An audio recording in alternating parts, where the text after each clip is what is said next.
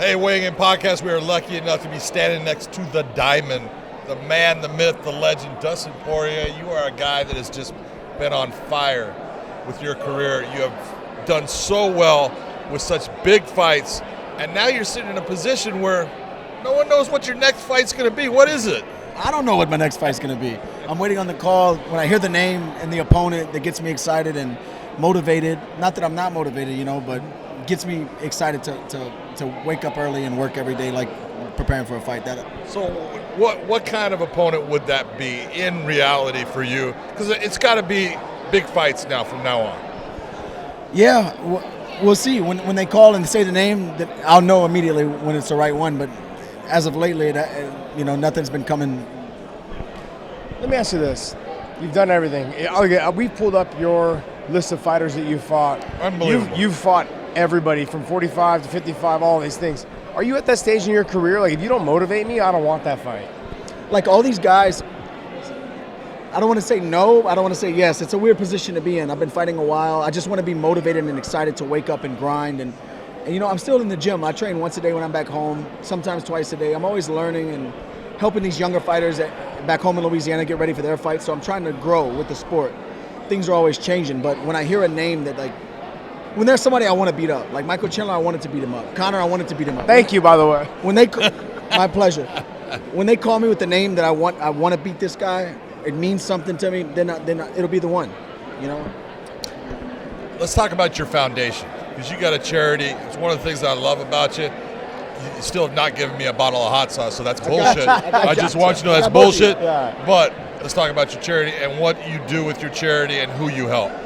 We're not tied to one specific goal, so we help wherever we can. Right now we're working with the Women's and Children's Hospital in Lafayette, Louisiana. But we do a lot of things. Right now we're doing car seats, pack and plays, mamaroos, things like that for women who go in there and have kids. There's so many gaps in life that you don't even think about. Like I never sit back and think a woman doesn't have the finances to buy a car seat and go home with her child.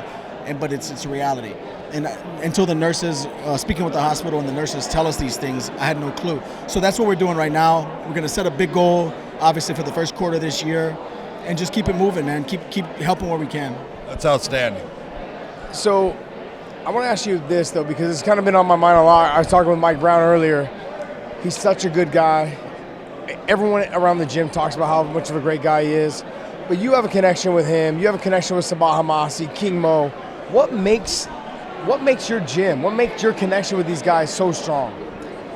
Guys like Mike Brown, for example, is a special individual. Like, he dedicates his life to fighting. He's every week he's on a fight trip. Every night he's watching film. As soon as we got back, all week he's been watching film on these guys' opponents and breaking things down. He's still a student. He's not fighting anymore, but he's still a student. He still has that hunger and that drive and that ability. Fighting is his life. The gym is his family. It takes a special person to dedicate as much as he does. And the wealth of knowledge and the fights that he's been in and how long he's been around, he's a pioneer, and it's an honor to be friends with him and to have him as my coach. And he understands, being a former world champion and a fighter, he's not just a coach. He understands the emotions and the grind and the day-to-day hustle of fighting. So being in that position and understanding all that stuff, when you're talking to these young fighters and you know what they're going through, but he's just a good guy and he knows fighting.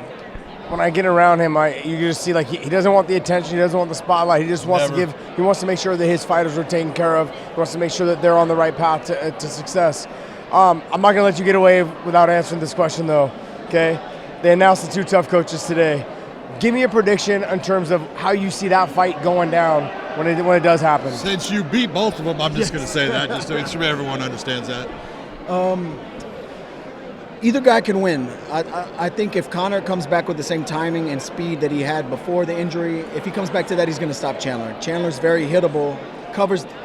Conor's a guy, when you're in front of him, it looks like he can't touch you, but he touches you. He's longer than he looks when he's in there, and he uses his length and speed and timing really well to close that distance, and Chandler's a guy who needs explosive movements to get in and out, and if Conor's timing's the same, I think he hurts Chandler, and it's going to be a 5-round fight. Conor doesn't fight co-mains or 3-round fights.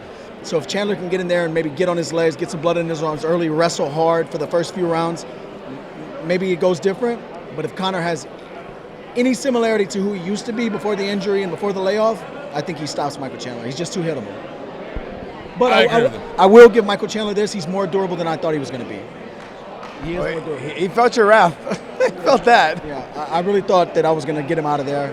When I touched him and I hit him with a few clean shots and he was still there, so we'll see. Just want to tell you, thanks for all that you've done in the sport. You're fantastic, especially the way you work with the other guys.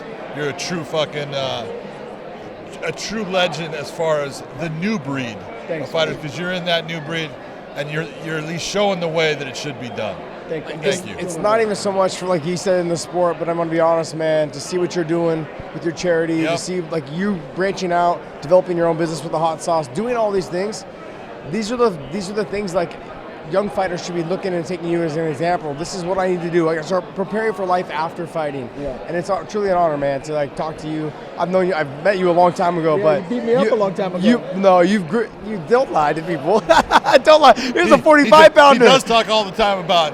Dude, he's a 45-pounder and he was bigger than me. He's so big. When I was 45, I used to get weight. Like, I'm probably 78 right now, This is about right. Yeah.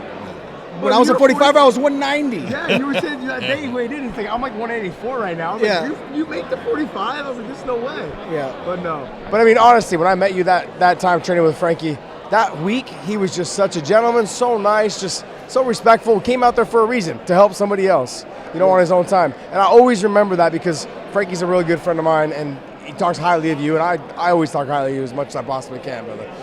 I appreciate you in the sport. I appreciate what you do in the communities, man. Thank you.